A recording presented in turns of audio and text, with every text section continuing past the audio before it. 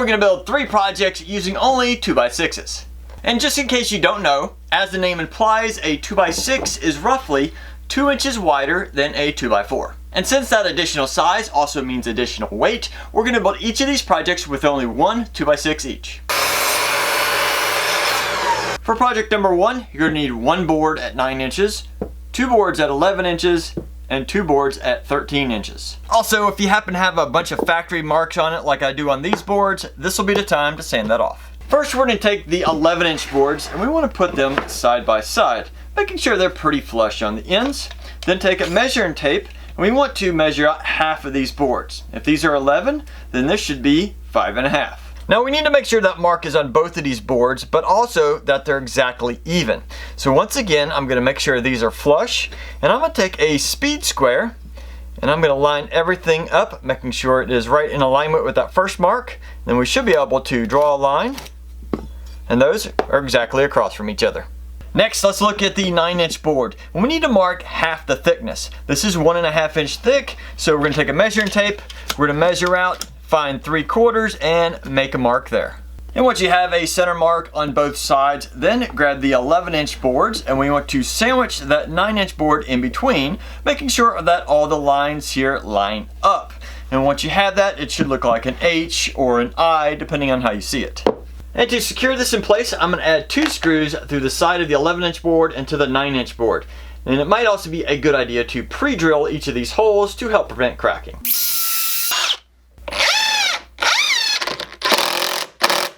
Now that the side boards are secure, we want to grab the 13-inch boards and we're going to lay them on top. Now we need to make sure that they're flush on the sides of these legs here, but also on this side, you'll notice there's a little bit of an overhang. We want these to be about a 1/2 inch overhang on each side. It'll make it lifting it up later easier and it just looks a little bit nicer. But just make sure everything is nice and flush. And once that is in place, we want to add 2 screws on each end of each of these boards going into the lower pieces. Now with the exception of some sanding and maybe some color, it'd be a good idea to probably put some stain on this and look really nice. This right here can be used for a couple different things. This could be a great little sitting stool for a child. Maybe they're out there watching you trying to build some projects and they want to watch, so you can have them sit here and you don't have to worry about them roaming around your shop. Also, this right here can be a very sturdy stepping stool. Maybe you can't get something off a top shelf. That right there is very sturdy and you can get up there without any concerns. Either way, I hope you like project number 1. For project number 2, I'm going to need a miter saw or a circular saw and a jigsaw to complete this project. And then cut the board down into 2 at 11 inches and 2 at 24. Next, grab the 24-inch boards, and if by chance you have any factory markings on them, you don't have to worry about sanding these off. Just face those down so you can have the pretty side facing up. Now this next step will give away the project, but that's okay. Grab a couple of your pet bowls so we can measure it out. Now we need to measure the inside of our bowl here, because we measured the outside to kind of defeat the purpose. So mine comes to about 8 inches. Yours may be a little bit different, so just adjust for that size. Looking at our 24-inch long boards, we have 2 8-inch bowls. So if you do 24 minus 8 minus 8, that leaves 8. So I'm going to have 2 inches on each side and 4 inches in the middle. But you can change that however you would like. Just make sure to leave a little bit room in the middle for your bowls, so if water spills, it doesn't get into the dry food.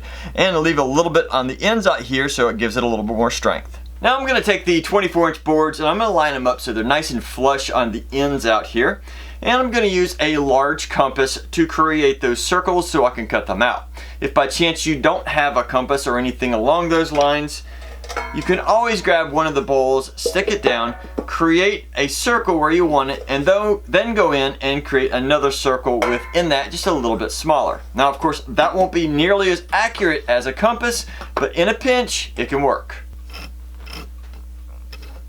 Then we can separate the boards and cut out each of these circles using the jigsaw. After you cut those out, there's a very good chance you're going to need to sand everything down because there's going to be some rough edges, maybe a slight misalignment or two, but you should be able to sand enough to make that work. So let's just give this a quick test to see if this is going to hold together. It's a little hard to hold like this, but let's see. And it looks like it'll work great. And now that we know everything lines up, we're going to use some glue at each of these joints to make sure everything stays nice and sturdy. And of course, add some clamping pressure until the glue dries. While we're waiting on the glue, grab the two 11-inch pieces, and on the bottom of each one, we're gonna create a little notch. You can do it in a little circular fashion or just like a triangle, whatever you'd like. For two reasons. One, it'll look a little bit nicer. Two, it'll help it stand up a little bit easier. So I decided to go with some half circles using the same method as the top. I'm now gonna set the top on the legs.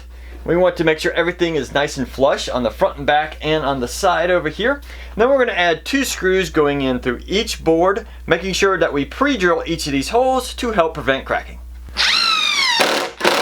And here's the final result. Let's test out these bowls.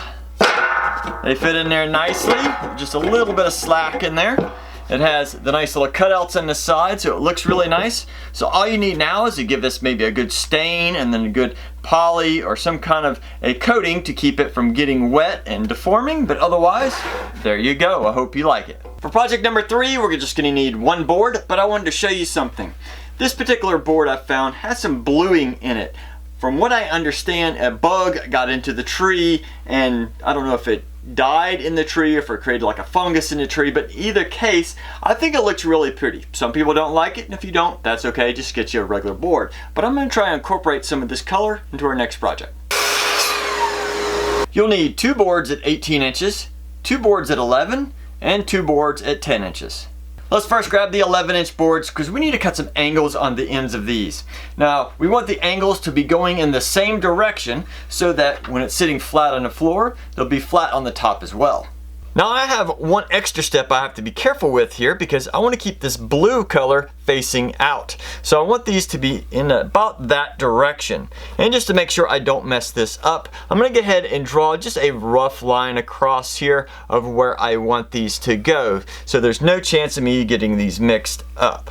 Then I'm going to change the angle of my blade so that it sits at an angle sideways, not rotating side to side, but actually the blade's going to sit sideways, and I want this to sit at about 10 degrees. Now I've laid the wood in place, making sure that the angle of the line I drew earlier is correct. Also, as we make this cut, the wood might try and move around side to side on you, so make sure it is securely in place. If you have any factory marks that you need to remove, this will be the time to do it. Next up, we need to grab the 10 and the 11-inch boards, and we need to look them over to find out which side's ugly and which side's pretty. And on the 10-inch boards, we want to put some pocket holes on each end of this board. So it'll be a total of 2 going into each side.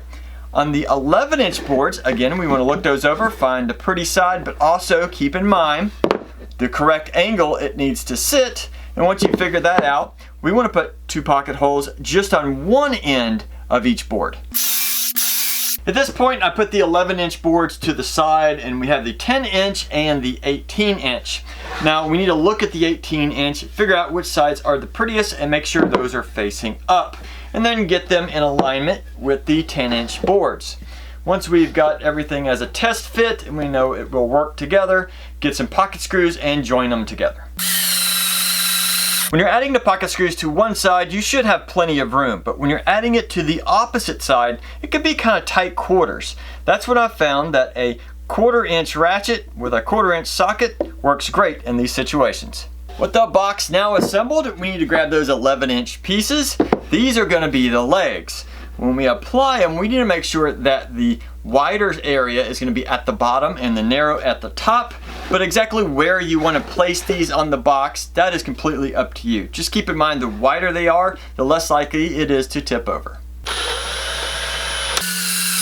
And here is the final result. Of course, it might need some sanding and you'll have to put some kind of protectant layer over it, but this will make a great little side table for a sofa. This is set up at 23.5 inches tall. That fits my sofa really well, but you can always adjust the legs to fit yours in whatever you need.